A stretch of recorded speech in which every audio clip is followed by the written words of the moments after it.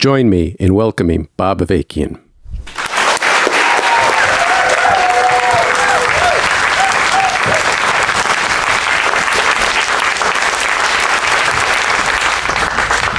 Why we need an actual revolution and how we can really make revolution.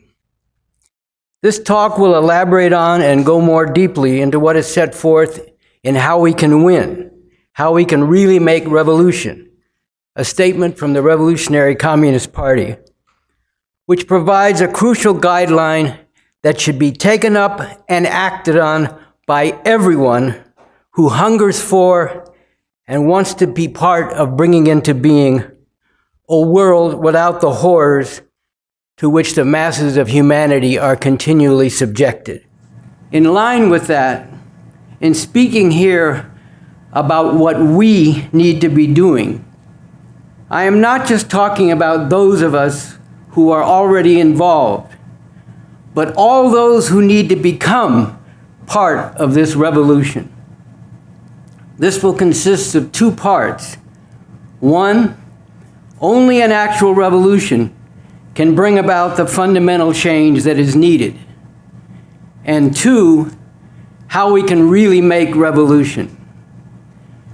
So let's get right into it. One, only an actual revolution can bring about the fundamental change that is needed.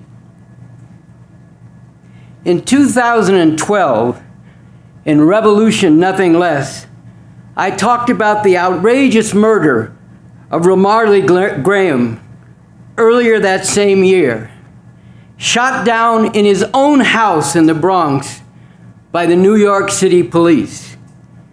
He was only 18 years old. Do I have to tell you what race he was?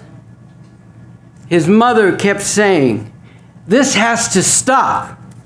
And his father repeated over and over, "Why did they kill my son? Why did they kill my son?"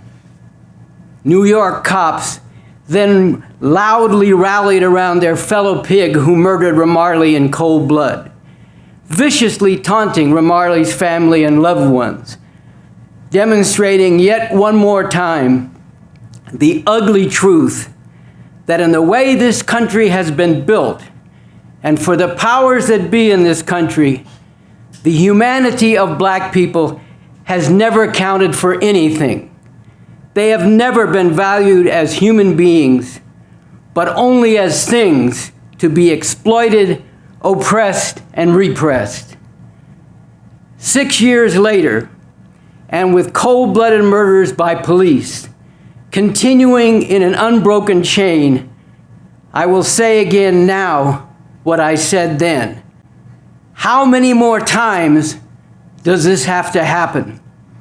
How many more times do the tears and the cries of anguish and anger have to pour forth from the wounded hearts of people?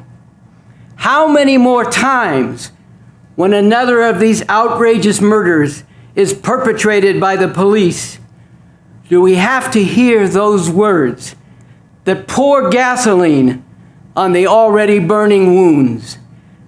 Justifiable homicide, justified use of force by police. How many more? Ramarley Graham, Nicholas Hayward Jr., Tamir Rice, Eric Garner, Darius Pinex, Oscar Grant, Manuel Diaz, Joel Acevedo, Laquan McDonald, Ayanna Stanley Jones, Sandra Bland, Jack Sun, Rennie Davis, Michael Brown, Freddie Gray, Maurice Granton, Harith Augustus. The list goes on and on and on. Thousands and thousands, especially Black and Latino and Native American.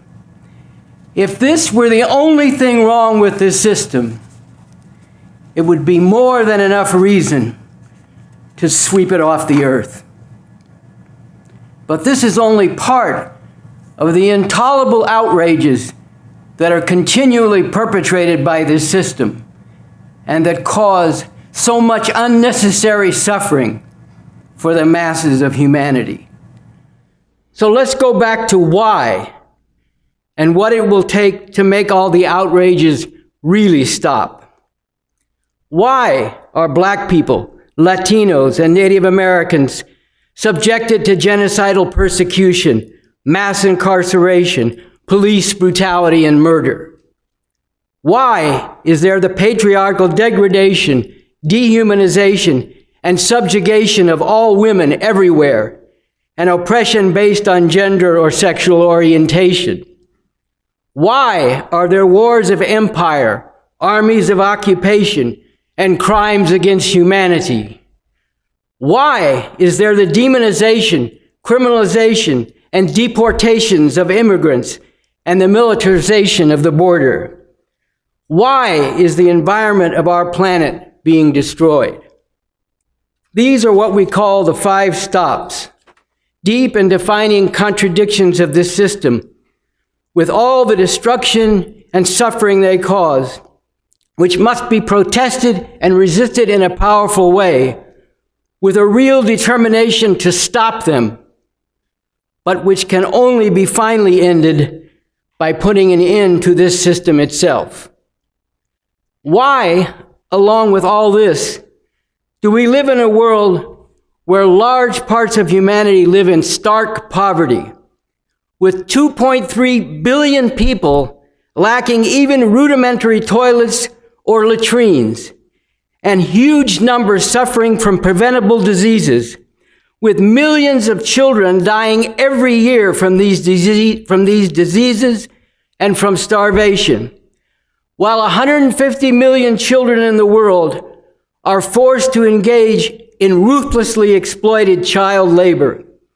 And the whole world economy rests on a vast network of sweatshops, employing large numbers of women who are regularly subjected to sexual harassment and assault. A world where 65 million refugees have been displaced by war, poverty, persecution, and the effects of global warming. Why is this the state of humanity? There is one fundamental reason. The basic nature of the system of capitalism, imperialism that we live under, and the way, because of its very nature, it continually perpetrates and perpetuates horror after horror. And in fundamental terms, we have 2 choices.